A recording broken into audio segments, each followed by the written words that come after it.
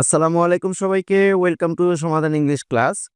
আজকের ক্লাসটিতে আমরা যে টপিক্সটা নিয়ে আলোচনা করব, right form of the verbs. অনেক শিক্ষার্থীরা রয়েছে যারা অনেক রুলস পড়ে এত রুলস মনেও রাখা সম্ভব না। তারপরে পরীক্ষার হলে গিয়ে তোমরা ভালো করে রাইট ফর্ম ভার্বসটি অ্যান্সার করতে পারো না। আমরা আজকের ক্লাসটিতে মাত্র 12টি রুলসের মাধ্যমে রাইট ফর্ম অফ ভার্বসটি সকলের মাঝে তুলে ধরব। আশা করি আজকের ক্লাসটির মাধ্যমে প্রত্যেকেই রাইট ফর্ম অফ ভার্বসের একটি বেসিক এবং ভালো একটি নলেজ পাবে এবং পরীক্ষার হলে অ্যান্সার সঠিকভাবে করতে পারবে। তো আমরা এখন রাইট ফর্ম অফ ভার্বস নিয়ে আলোচনা শুরু করব।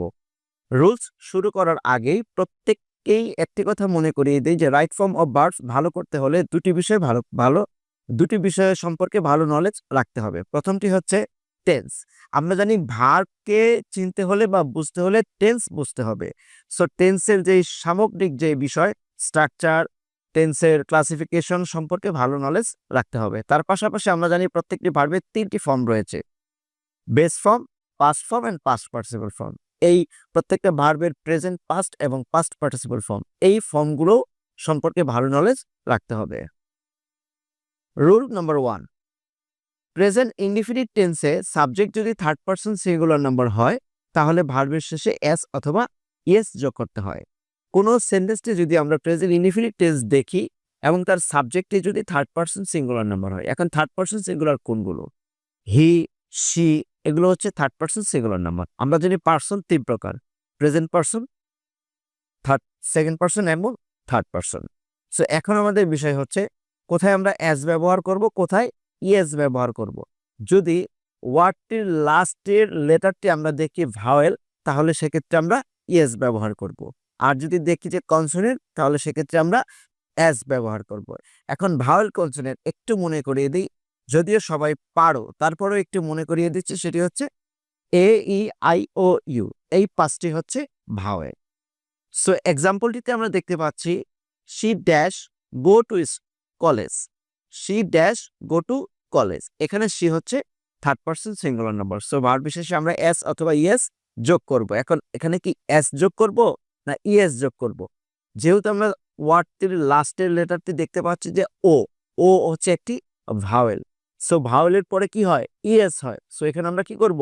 ইয়েস যোগ করব। সো সেন্টেন্সটি হবে she goes to college. Next, Shamim dash played cricket every day. Every day কোনো সেন্টেন্সে যদি আমরা দেখি যে হ্যাবিচুয়াল ফ্যাক্ট, হিস্টোরিক্যাল ইভেন্টস, এই ধরনের সেন্টেন্স হলে সেটি হবে কি? Present indefinite tense. So present indefinite tense সেন্টেন্সটি, এটা আমরা ক্লিয়ার। এখন আমরা দেখবো যে সাবজেক্টটি কোন পার্সনে রয়েছে। শামিম একটি ছেলের নাম, is a boy. So third person singular number. So এক্ষেত্রে ভার্বের সাথে এস অথবা ইএস যোগ করতে হবে। এখানে আমরা দেখতে পাচ্ছি যে প্লে, ওয়াই হচ্ছে কনসোনেন্ট। আমরা জানি কনসোনেন্টের পরে কি বসাতে হয়? এস বসাতে হয়। সো এখানে আমরা প্লেসের সাথে এস যোগ করব। সেন্টেন্সটি হবে Shamim plays cricket every day. Clear সবাই?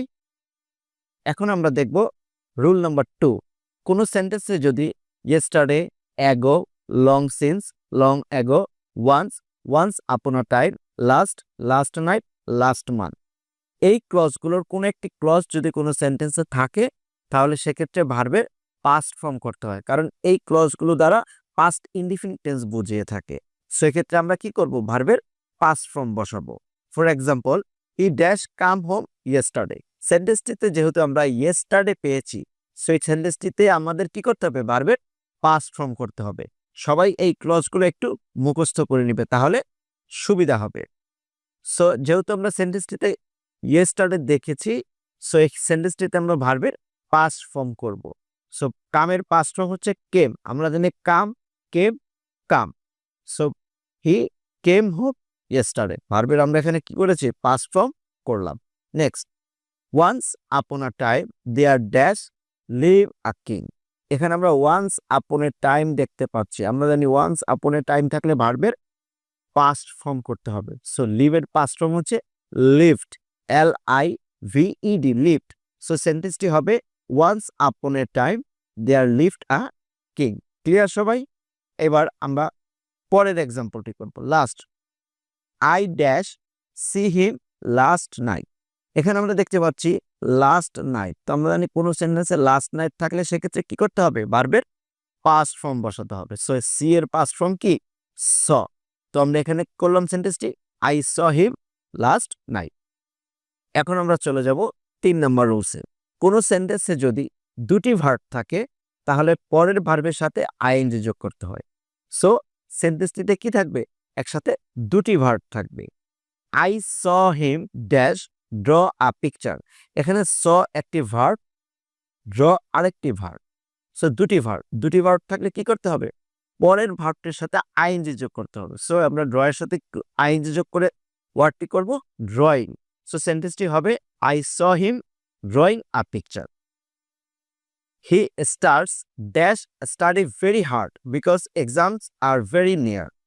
এখানে আমরা দেখতে পাচ্ছি স্টার্টস একটি ভার্ব এবং স্টাডি আরেকটি ভার্ব। সো কোনো সেন্টেন্সটা একসাথে যদি দুটি ভার্ব থাকে তাহলে পরের ভার্বটির সাথে কি করতে হবে, আইএনজি যোগ করতে হবে। সো স্টাডির সাথে আইএনজি যোগ করলে হবে স্টাডিং। সো সেন্টেন্সটি হবে হি starts studying very hard because exams are very near. এখন আমরা চলে যাব 4 নম্বর রুলসে, প্রিপোজিশন। প্রিপোজিশনের পরে ভার্বের সাথে আইএনজি যোগ করতে হবে। তার মানে কোনো সেন্টেন্স যদি গ্যাপসের আগে আমরা প্রিপোজিশন দেখতে পাই তাহলে ভার্বের সাথে কি করব, আইএনজি যোগ করব। কিন্তু একটি কথা রয়েছে এখানে, যদি টু থাকে, টু একটি প্রিপোজিশন, কিন্তু টু এর ক্ষেত্রে রুলসটা একটু আলাদা, যে টু থাকলে ভার্বের বেস ফর্ম মানে মেইন ফর্ম হবে, সেক্ষেত্রে আর কোনো পরিবর্তন হবে না। I stop thinking of dash do the work. আমরা দেখতে পাচ্ছি যেখানে অফ, অফ একটি প্রিপোজিশন। যদি কোনো সেন্টেন্সে প্রিপোজিশন থাকে তার পরের ভার্বটিকে যদি ঠিক করতে হয় তাহলে সেক্ষেত্রে কি হবে, ভার্বের সাথে আইএনজি যোগ করতে হবে। সো এখানে আমরা কি করব, ডু এর সাথে আইএনজি যোগ করলে ওয়ার্ডটি হবে ডুইং। সো সেন্টেন্সটি হবে I stopped thinking of doing the work. He has succeeded in dash pass in the examination. এখানে আমরা দেখতে পাচ্ছি ইনও একটি কি প্রিপোজিশন। আমরা জানি প্রিপোজিশনের পর ভার্বের কি হয়, ভার্বের সাথে আইএনজি যোগ করতে হয়। তো পাসের সাথে আইএনজি যোগ করলে হবে পাসিং। সো সেন্টেন্সটি হবে he has succeeded in passing in the examination. Okay, we try to dash. এখানে আমরা একটু ডিফারেন্ট কথা বলেছিলাম যে টু এর ক্ষেত্রে একটু ভিন্ন হবে, কারণ টু এর পরে কখনো আইএনজি যোগ করতে হবে না। টু থাকলে টু এর পরে ভার্বের বেস ফর্মটি হবে। এখানে আমরা সেন্টেন্সটিতে দেখতে পাচ্ছি যে টু রয়েছে, টু একটি প্রিপোজিশন, কিন্তু রুলসের মধ্যে বলা হয়েছে যে টু থাকলে তারপরে ভার্বের বেস ফর্ম হবে। সো ইনভেস্টিগেট যেহেতু একটা বেস ফর্ম, সো ইনভেস্টিগেটই হবে, এখানে কোনো পরিবর্তন করা যাবে না। সো সেন্টেন্সটি হবে we try to investigate the case থ্রাউটলি।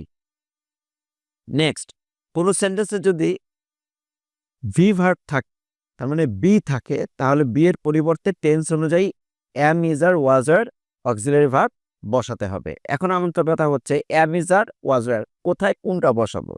যদি কোনো সেন্টেন্স আমরা দেখি যে সেন্টেন্সটি দ্বারা প্রেজেন্ট টেন্সকে বোঝাচ্ছে, সেক্ষেত্রে আমরা এম, ইজ আর বসাবো। আর যদি দেখি সেন্টেন্সটি পাস্ট টেন্স বোঝাচ্ছে, সেক্ষেত্রে আমরা ওয়াজ এবং ওয়ার বসাবো। আমরা যদি ফার্স্ট পারসন সিঙ্গুলার হচ্ছে শুধু আই, এম বসবে শুধু আই এর সাথে, ইজ হচ্ছে থার্ড পারসন সিঙ্গুলার, বাকি সকল ক্ষেত্রে আর বসবে। ওয়াজ বসবে কোথায়, শুধুমাত্র থার্ড পারসন সিঙ্গুলার হলে সেক্ষেত্রে ওয়াজ বসবে, আর বাকি সমস্ত ক্ষেত্রে আমরা ওয়ার বসাবো। এখন আমরা একটা এক্সাম্পলে যদি তাকাই, they in winter badminton dash a favourite game in our country.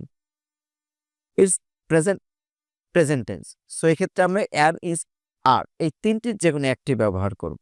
এখন এখানে আমরা কোনটি ব্যবহার করব, ব্যাডমিন্টন দেখতে পাচ্ছি is a third person singular number. So এখানে আমরা কি বসাবো, ইজ বসাবো। সো সেন্টেন্সটি হবে in winter badminton is a favourite game in our country. Next, there lived a king who dash very fond of gold. এখানে সেন্টেন্সটিতে আমরা দেখতে পাচ্ছি লিভ এর পাস্ট ফর্ম রয়েছে, লিভড। সো এখানে আমরা অ্যামিজার বসাতে পারবো না, এখানে আমাদের ওয়াজ অথবা ওয়ার বসাতে হবে। তো এখানে আমরা ওয়াজ বসাবো না ওয়ার বসাবো, কোনটা বসাবো? আমরা জানি যদি সাবজেক্ট থার্ড পারসন সিঙ্গুলার হয় সেক্ষেত্রে ওয়াজ বসাতে হবে, আর যদি থার্ড পারসন সিঙ্গুলার না হয় তাহলে বাকি যে কোনো ক্ষেত্রে আমরা ওয়ার বসাবে। কিন্তু সো এখানে আমরা দেখতে পাচ্ছি a king is a third person singular number. So আমরা এখানে কি বসাবো? ওয়াজ বসাবো। সো সেন্টেন্সটি হবে there lived a king who was very fond of gold. 6 number rules দেখবো আমরা এখন। কোনো সেন্টেন্সে যদি নট থাকে তাহলে ডোন্ট, ডাজেন্ট এবং ডিডেন্ট বসাতে হবে। যদি নট থাকে, ভার্বের সাথে নট থাকে বা নট দেখি, সেক্ষেত্রে আমরা ডোন্ট, ডাজেন্ট এবং ডিডেন্ট ব্যবহার করব। এখন কথা হচ্ছে ডোন্ট কোথায় বসাবো, ডাজেন্ট কোথায় বসাবো আর ডিডেন্ট কোথায় বসাবো। যদি সেন্টেন্সটি দেখি প্রেজেন্ট টেন্সে রেফার্স করেছে বা প্রেজেন্ট টেন্স বোঝাচ্ছে, তাহলে সেক্ষেত্রে আমরা ডোন্ট অথবা ডাজেন্ট বসাবো। আর যদি পাস্ট টেন্সে বোঝায় তাহলে আমরা ডিডেন্ট বসাবো। এখন কথা হচ্ছে ডোন্ট কোথায় বসাবো আর ডাজেন্ট কোথায় বসাবো। আমরা জানি থার্ড পারসন সিঙ্গুলার নাম্বার হলে ডাজ ব্যবহার হয়। সো ডাজেন্ট ব্যবহার করব আমরা কোথায়? থার্ড পারসন সিঙ্গুলার নাম্বারের ক্ষেত্রে। বাকি সকল ক্ষেত্রে আমরা ডোন্ট ব্যবহার করব। For example, because of being lazy he dash not get a good grade last year.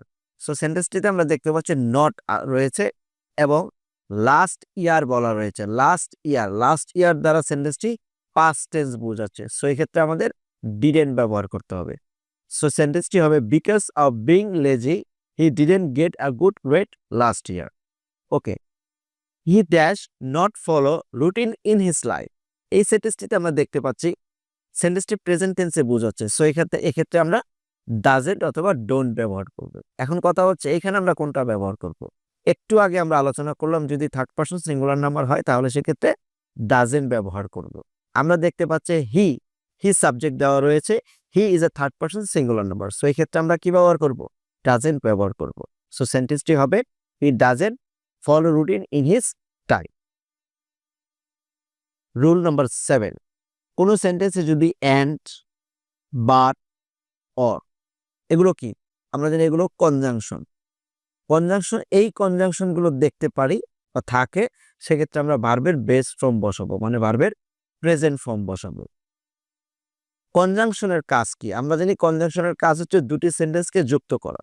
So কোনো সেন্টেন্সে যদি অ্যান্ড, বাট, অর এই কনজাংশনগুলোর যে কোনো একটি কনজাংশন আমরা দেখতে পাই, সেক্ষেত্রে ভার্বের বেস ফর্ম আমাদের বসাতে হবে।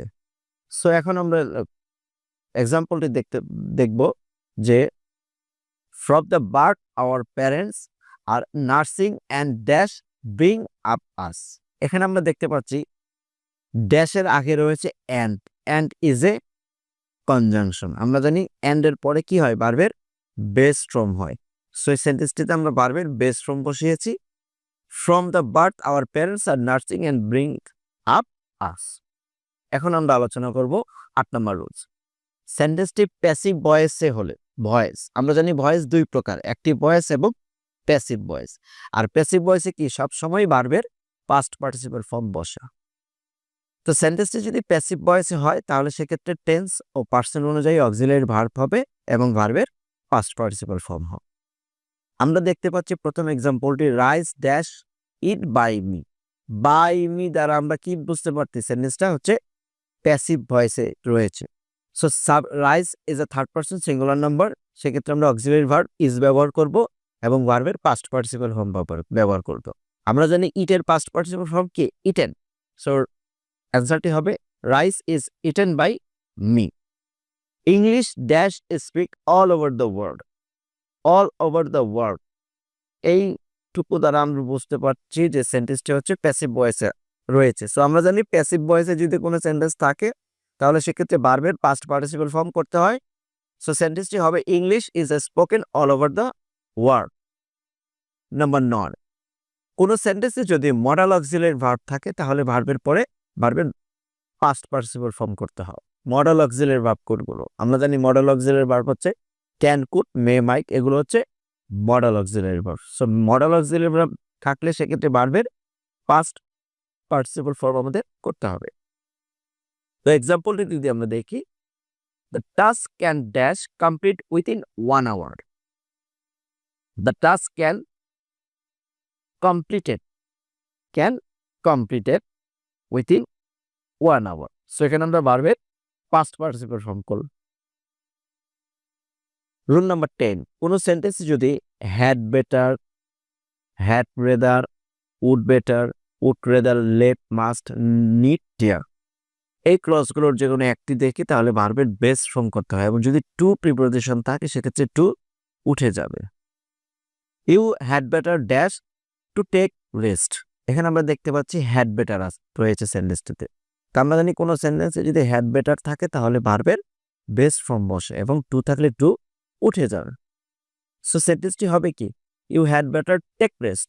টুটা আমরা উঠিয়ে দিলাম, কারণ যদি ভার্বের বেস ফর্ম হয় তাহলে সেক্ষেত্রে হ্যাড বেটার থাকলে টু থাকলে টু উঠে যাবে। সো এখানে আমরা টু রাখতে পারবো না। নাম্বার 11, কোনো সেন্টেন্সে যদি mind, or, without, past, can not help, could not help, with a view to, look forward to, would you mind, get use to, এই ক্লজগুলোর যে কোনো একটি থাকে তাহলে ভার্বের সাথে আইএনজি যোগ করতে হবে। এখন অবশ্যই এই ক্লজগুলো মনে রাখতে হবে, কারণ কিছু কিছু ক্লজ রয়েছে পাস্ট পার্টিসিপল ফর্ম বসবে, কিছু কিছু টু থাকলে উঠে যাবে, কিছু আইএনজি যোগ করতে হবে। তো ক্লজগুলো অবশ্যই আমাদের মনে রাখতে হবে, তাহার না হলে আমরা ভালো করে অ্যান্সার করতে পারবো না। So example, I went to the library with a view to dash make note there. আমরা জানি উইথ এ ভিউ টু থাকলে তারপরে কি হবে, ভার্বের সাথে আইএনজি যোগ করতে হবে। সো এখানে আমরা ভার্বের সাথে আইএনজি যোগ করব, মেকের সাথে আইএনজি যোগ করলে হবে মেকিং। সো সেন্টেন্সটি হবে I went to the library with a view to making note there. He never thought of dash go abroad. আমরা জানি কি থট, নেভার থট, সেন্টেন্সটিতে নেভার থট রয়েছে, থট। সো এক্ষেত্রে আমরা কি করব, এক্ষেত্রে আমরা ভার্বের সাথে আইএনজি যোগ করব। সেখানে হবে হি never thought of going abroad. এবং লাস্ট রুল, কোনো সেন্টেন্সে যদি just, just now, yet, ever, already, lately, recently থাকে তাহলে সেক্ষেত্রে ভার্বের পাস্ট পার্টিসিপল ফর্ম করতে হবে এবং সেন্টেন্সটি প্রেজেন্ট পারফেক্ট টেন্সে হবে। আমরা জানি প্রেজেন্ট পারফেক্ট টেন্সের স্ট্রাকচার হচ্ছে সাবজেক্ট প্লাস হ্যাভ অথবা হ্যাজ অক্সিলারি ভার্ব হিসেবে বসবে, ভার্বের পাস্ট পার্টিসিপল ফর্ম করতে হবে, অবজেক্ট এবং প্লাস লাস্ট এক্সটেনশন যদি থাকে। সো আমরা এখানে দেখতে পাচ্ছি I dash see him just now, সেন্টেন্সটিতে জাস্ট নাও দেখতে পাচ্ছি। সো সেন্টেন্সটি যে জাস্ট নাও আমরা দেখতে পাচ্ছি, এক্ষেত্রে প্রেজেন্ট পারফেক্ট টেন্সে করতে হবে। সো আমরা জানি প্রেজেন্ট পারফেক্ট টেন্সের স্ট্রাকচার কি, সাবজেক্ট প্লাস অক্সিলারি ভার্ব হবে হ্যাভ অথবা হ্যাজ। আমরা জানি হ্যাজ বসে শুধুমাত্র থার্ড পারসন সিঙ্গুলারের ক্ষেত্রে, বাকি সব ক্ষেত্রে হ্যাভ বসে। সো আয়ের সাথে তো হ্যাজ বসবে না, আয়ের সাথে বসবে কি, হ্যাভ। সো আই হ্যাভ ভার্বের পাস্ট পার্টিসিপল ফর্ম করতে হবে, সি এর পাস্ট পার্টিসিপল ফর্ম হচ্ছে seen, I have seen him just now. তো এই ছিল আমাদের টোটাল 12টি রুলস।